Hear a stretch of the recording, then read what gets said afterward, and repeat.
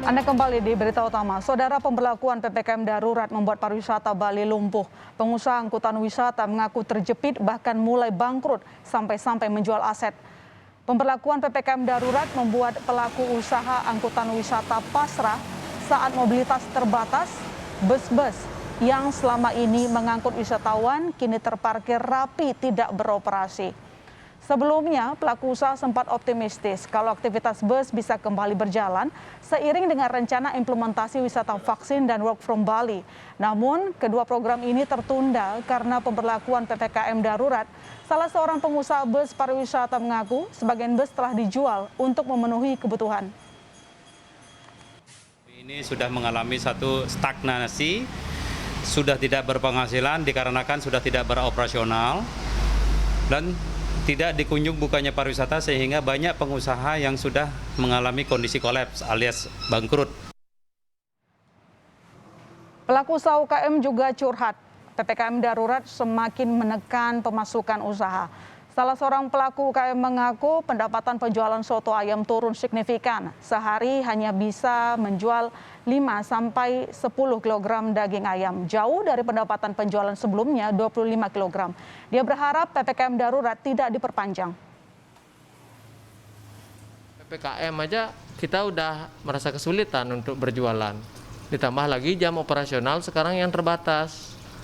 Jadi ya sulit lah untuk kita bergerak lah. Belum lagi untuk kebutuhan bulanan.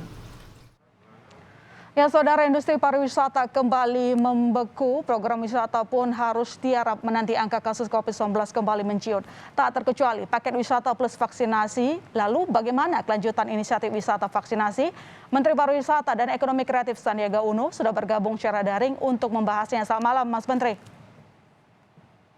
Selamat malam, my sister. Terima kasih Kompas TV sudah mengundang kami malam ini. Ya, sehat selalu ya, Mas. Sehat, alhamdulillah. Horas, alhamdulillah. Mas, ini kan kalau kita lihat ketika PPKM darurat diberlakukan, artinya kan wisata vaksin tertunda. Nah, ini bagaimana kelanjutannya rencananya implementasi nanti? yang kami lakukan sekarang adalah mendukung penuh program PPKM darurat yang dicanangkan oleh pemerintah, dan kami secara tegas langsung menginstruksikan destinasi wisata dan sentra ekonomi kreatif di zona PPKM darurat untuk tutup. Dan kami melakukan persiapan yang lebih matang lagi untuk dua kegiatan, yaitu Work from Bali dan juga vaksinasi yang kita paketkan dengan pariwisata. Dan ini sudah kami luncurkan tanggal 28 Juni, tapi karena 3 Juli PPKM darurat diberlakukan, rencananya 4 Juli kedatangan wisatawan berbasis vaksin pertama ini terpaksa kami tunda menunggu kondisi PPKM darurat ini usai dan keadaan COVID-19 ini lebih melandai. Oke, kita menunggu keputusan dari pusat seperti itu. Tapi mungkin bisa dijelaskan kepada kami, Mas Menteri, secara teknis, nanti jenis vaksin yang digunakan dalam wisata vaksin itu apa? Lalu kemudian proses implementasinya, di mana nanti wisatawan akan melakukan vaksin? Apakah di bandaranya, hotelnya, bagaimana gitu? Jadi ya ini saat yang sangat memprihatinkan ya, Mbak My Sister, di mana kami sedih mendengar cerita dari Pak Nyoman, tadi Pak Kadek. Oleh karena itu, salah satu langkah yang harus kita bantu adalah memperluas vaksinasi dengan ikut mobilisasi di sektor parekraf agar vaksinasi yang ditargetkan kita bisa mencapai 2-3 juta vaksin per hari ini bisa tercapai. Dan pariwisata berbasis vaksin ini kita desain secara cukup fleksibel, di mana sekarang ada peraturan bahwa untuk melakukan kegiatan perjalanan harus mendapatkan sertifikasi vaksin paling tidak dosis pertama. Oleh karena itu kami tawarkan dosis pertama itu disuntik di tempat asal dan dosis keduanya disuntik saat sudah tiba di Bali. Jadi total perjalanannya sekitar 14 hari dan akan diisi dengan kegiatan-kegiatan wisata dan ekonomi kreatif yang mudah-mudahan bisa menggerakkan kembali roda perekonomian di Bali. Itu tujuan kita agar 2 juta lebih masyarakat Bali yang terdampak karena pandemi ini bisa mendapatkan kembali mata pencahariannya dan penghasilan. Oke, tapi kalau misalnya terkait dengan vaksin wisata ini artinya sudah ada kelompok-kelompok yang bekerja sama ya Mas, mulai dari bandaranya, kemudian mungkin pengusaha travelnya gitu yang sudah terdaftar. Ya, ini sudah merupakan kemitraan antara pemerintah dengan badan usaha dan dunia usaha. Jadi sudah ada biro-biro perjalanan wisata, ada maskapai penerbangannya juga. Kami bekerja sama dengan bandara, transportasinya dilengkapi secara end-to-end, CHSE, Cleanliness, Health, Safety, dan Environmental Sustainability. Hotelnya juga sudah di dalam satu paket, dan kegiatan-kegiatan seperti cooking class, yoga, dan kegiatan olahraga maupun kegiatan seni dan budaya.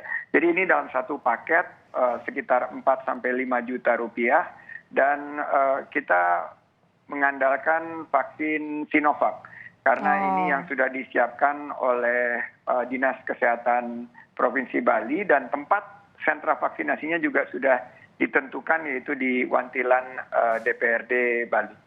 Oke, nah kalau untuk target implementasi wisata vaksin ini, siapa yang pertama prioritas kita? Kalau kita berkaca ke luar negeri kan mereka mengundang wisatawan mancanegara ya Mas. Tapi kalau nanti kita ini bagaimana? Apakah domestik dulu atau sekalian sama Wisman?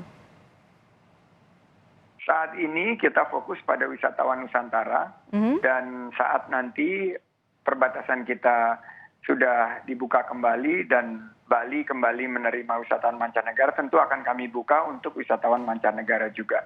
Tapi akan ada perbedaan, karena untuk wisatawan Nusantara vaksinnya gratis, karena kami mengikuti program vaksin dari Dinas Kesehatan Provinsi Bali. Sementara untuk wisatawan mancanegara sesuai dengan arahan Presiden dan Menko Perekonomian akan mengikuti pola vaksin berbayar. Jadi untuk wisatawan mancanegara mereka harus membayar, dan itu nanti vaksinnya akan disediakan oleh BUMN. Dan itu pun mungkin kita masih akan menunggu ya Mas, karena sampai sekarang masih digodok tuh untuk vaksin berbayar.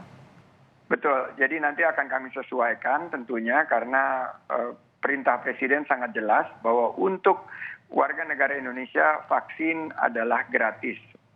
Vaksin tidak dipungut biaya. Namun paket ini selain mendorong vaksinasi yang lebih meluas, tentunya juga ingin meningkatkan perekonomian Bali. Jadi kita ingin dengan sekali kayuhan 1-2 pulau terlampaui. Ya itu harapan kita, karena sekarang udah banyak sekali kayak curhatan tadi pelaku usaha bilang sampai ada yang bangkrut gitulah. Namun Mas, ini mungkin sedikit pertanyaan lebih maju sih, karena belum ada pengumuman resmi, namun dari paparan Bu Menkyu kan disiapkan skenario PPKM darurat itu diperpanjang 4-6 minggu. Nah, lantas bagaimana persiapan di sektor pariwisata, termasuk juga tadi program 2 unggulan tadi ya, mulai dari Work from Bali dan juga wisata vaksin? Yang dapat saya jelaskan di sini bahwa kita satu komando. Oke. Kita mengikuti kebijakan PPKM darurat, seandainya diperpanjang, tentunya kita akan menyesuaikan. Namun kita akan siapkan langkah-langkah yang lebih strategis, seperti kami membuka sentra-sentra vaksinasi di poltek-poltek pariwisata yang ada di bawah lingkup Kemenparekraf. Beberapa fasilitas pariwisata dan sentra ekonomi kreatif juga kami sudah konversikan menjadi sentra-sentra vaksinasi, seperti dilihat yang sampai viral di Gunung Kidul di Yogyakarta. Ada beberapa lokasi pariwisata yang dijadikan tempat untuk sentra vaksinasi. Jadi kami mendorong, juga kami membantu, karena ada sisi ekonomi digital dan ada artificial intelligence yang kita kembangkan dalam subsektor ekonomi digital dan aplikasi.